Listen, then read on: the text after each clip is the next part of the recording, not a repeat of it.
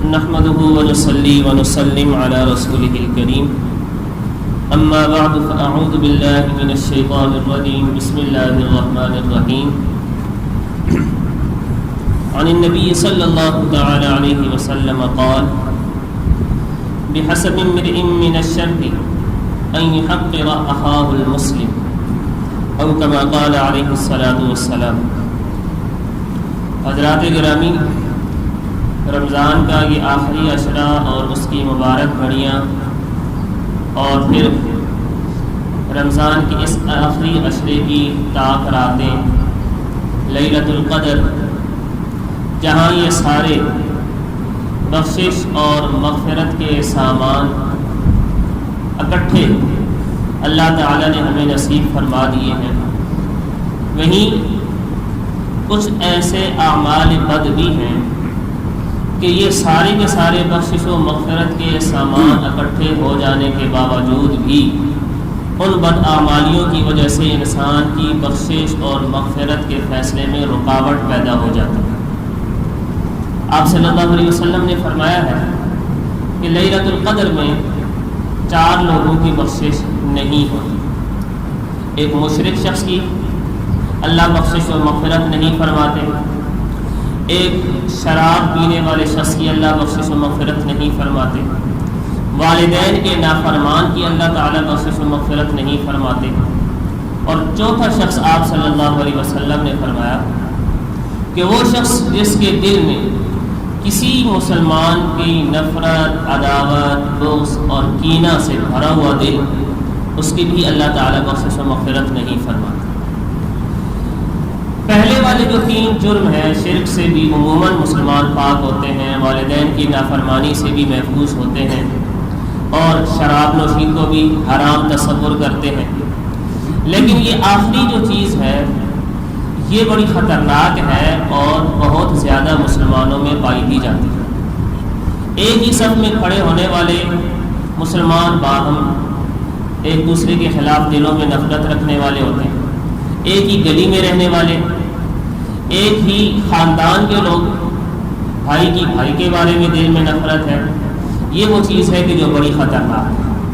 اور آپ صلی اللہ علیہ وسلم نے اس کے بارے میں فرمایا ہے کہ کسی مسلمان کے بدتر ہونے کی سب سے بڑی نشانی، سب سے بڑی دلیل ہی یہ ہے کہ وہ اپنے کسی مسلمان کو حقیر، کمتر سمجھے اور اس کی برائی اپنے دل میں کینہ سے دل بھرا ہو۔ آپ صلی اللہ علیہ وسلم نے یہ بھی فرمایا ایاکم والحسد، حسد سے بچو۔ اب حسد کیا ہے؟ یہی کہ دوسرے کسی مسلمان کی برائی اپنے دل میں بسا لے۔ فرمایا کہ حسد سے بچو، کہ حسد نیکیوں کو اس طرح سے کھا جاتا ہے کہ جس طرح کے آگ خشک لکڑی کو کھا جاتا ہے۔ آپ کی نیکیاں خواہ مخواہ ضائع ہوتی رہیں گی، برباد ہوتی رہیں گی۔ اسی حسد کی وجہ سے انسان اس کے بارے میں برا سوچے، کسی کے بارے میں حسد میں مبتلا ہو گیا، کسی کے بارے میں دل میلا ہو گیا، کسی کی نفرت دل میں بٹھا لی، اب کیا ہوگا کہ یہ انسان اس دوسرے انسان کے بارے میں بدگمانیاں قائم کرے گا۔ اور اللہ تعالیٰ نے فرمایا ہے، قرآن مجید میں بھی ہے، حدیث میں بھی ہے، آپ صلی اللہ علیہ وسلم نے فرمایا ایاکم والظن فإن الظن اکذب الحدیث، اپنے آپ کو بدگمانیوں سے بچاؤ۔ فإن الظن اکذب الحدیث، اس لیے کہ یہ جو بدگمانی ہے یہ سب سے بدترین جھوٹ، سب سے برا جھوٹ ہے۔ تو یہ وہ بدعملی ہے کہ جس کی اللہ تعالیٰ رمضان کے اس آخری عشرے میں، اعتکاف میں، لیلۃ القدر میں بھی اللہ تعالیٰ بخشش و مغفرت نہیں فرماتے۔ جب انسان کسی کے بارے میں بدگمانی میں مبتلا ہوتا ہے، کسی کی نفرت دل میں بٹھاتا ہے، تو پھر انسان اس کی غیبتیں کرتا ہے، پھر انسان اس کی برائیوں کو تلاش کرتا ہے، اس کی برائیوں کی ٹو میں لگ جاتا ہے۔ تو آپ صلی اللہ علیہ وسلم نے یہی ارشاد فرمایا ہے کہ کسی مسلمان کی اس کی عیب جوئی نہ کرو، اس کی برائیاں تلاش نہ کرو۔ اگر تم ایسا کرو گے تو بدلے میں اللہ تمہاری برائیاں تلاش کرنا شروع کر دے گا، اور اللہ جب کسی کی برائی کو تلاش کرتا ہے تو اللہ اس کو ذلیل اور رسوا کر کے چھوڑتا ہے۔ ہم تو غیب کو نہیں جانتے. جس کے بارے میں ہم کینہ میں، جس شخص کے بارے میں ہم نفرت میں مبتلا ہیں، تو ہم تو صرف اس کی ظاہری زندگی کو جانتے ہیں. اس کے اندر کی بے شمار باطنی بھی برائیاں ہیں، ہم ان کو نہیں جانتے. لیکن اللہ کی ذات وہ ہے کہ جو ہمارے ظاہر و باطن کو جانتے ہیں، جو ہماری تنہائیوں کو بھی جانتے ہیں، جو ہماری جلوت و خلوت کو جانتا ہے. جو اللہ ایسا علم رکھنے والا ہو تو ہم کہاں سے ایسے ہیں کہ ہم اس کو اللہ ہماری کوئی برائی تلاش نہ کر پائے. ہم تو معصوم عن الخطا تو ہے نہیں.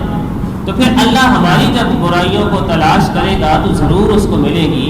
اور پھر اللہ جس کی برائیوں کو یوں تلاش کرنا شروع کر دے تو پھر اللہ اس کو ذلیل و رسوا کر کے چھوڑے.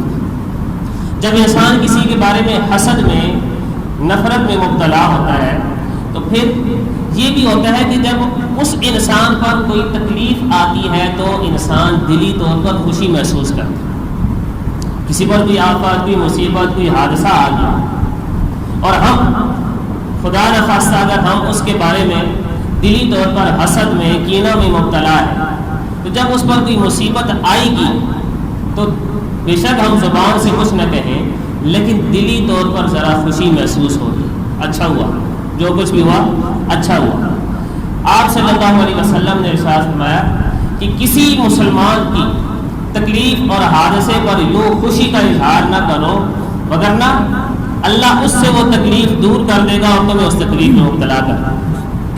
اللہ اس سے وہ تکلیف دور کر دے گا اور تمہیں اس تکلیف میں اللہ تعالیٰ مبتلا کر دے گا. تو یہ وہ برائی ہے کہ جس کی وجہ سے انسان کی ان قیمتی اوقات میں بھی اللہ تعالیٰ بخشش و مغفرت نہیں فرماتے.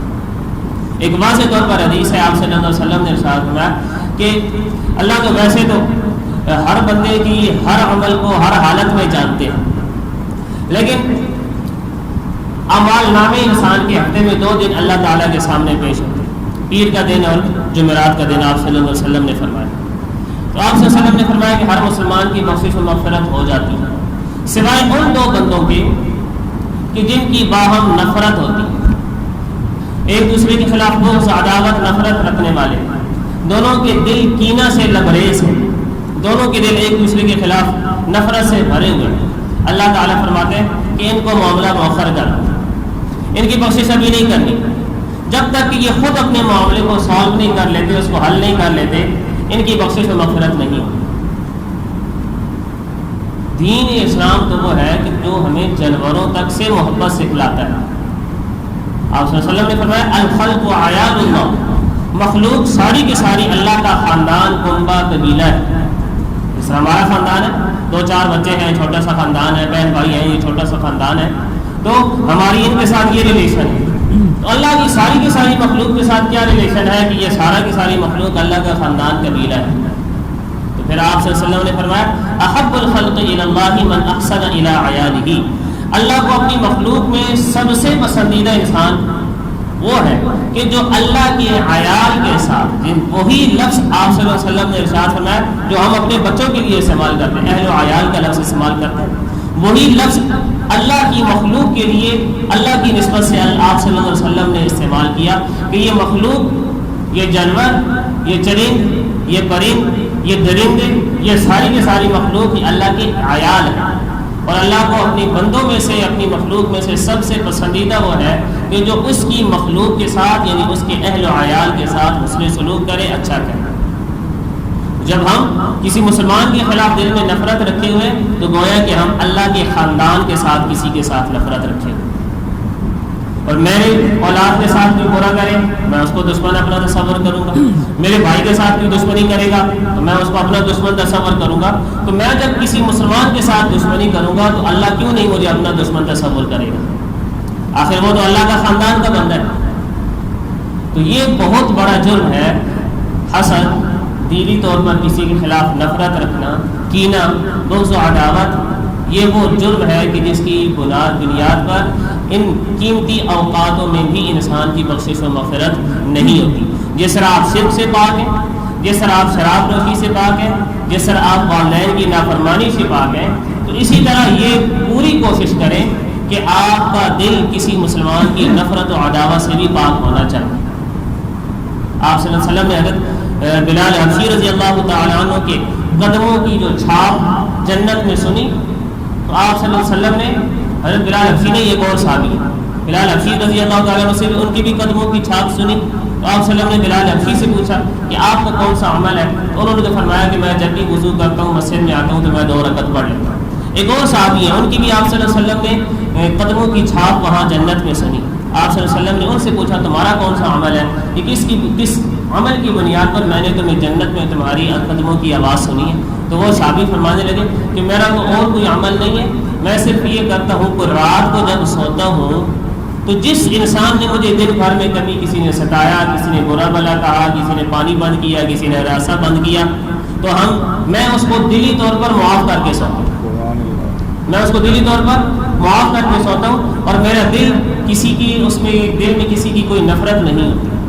ہم میں سے کتنے ہی انسان ایسے ہیں، کتنے محلے دار ایسے ہیں کہ ہماری نالیوں کے پانی بہانے پر آپس میں ایک دوسرے کے خلاف نفرتیں، گلی کے راستے پر اس وجہ سے نفرتیں، بجلی کی وجہ سے، پانی کی وجہ سے، ہماری چھوٹے چھوٹے مسئلوں کی وجہ سے ہماری ایک دوسرے کے خلاف نفرتیں ہیں۔ ہم خود اپنے گریبان میں جھانک کر دیکھیں کہ ان اتنی نفرتوں کی بنیاد پر کسی کے ساتھ سیاسی نفرتیں ہیں، کسی کے ساتھ کوئی دینی نفرتیں ہیں، کسی کے ساتھ کس بنیاد پر نفرت ہے، خاندان میں نفرتیں ہیں، اتنی نفرتوں سے بھرے ہوئے ہمارے جو لبریز دل ہیں ان کی بخشش ہو پائے گی یا نہیں ہو پائے گی؟ ہم خود احتسابی کریں، اور اگر دل میں کسی کی کوئی نفرت ہے تو اس رمضان کے اس آخری عشرے میں ان مبارک اوقات میں اپنے دلوں کو ہر کسی قسم کی برائی سے، ہر کسی قسم کی نفرت سے، کینے سے، حسد سے پاک کریں۔ اللہ تعالیٰ تب ہمارے لیے بخشش و مغفرت کے فیصلے فرمائیں گے۔ اللہ تعالیٰ عمل کی توفیق نصیب کریں۔ الحمدللہ رب العالمین والعاقبۃ للمتقین والصلاۃ والسلام علی سیدنا محمد المرسلین۔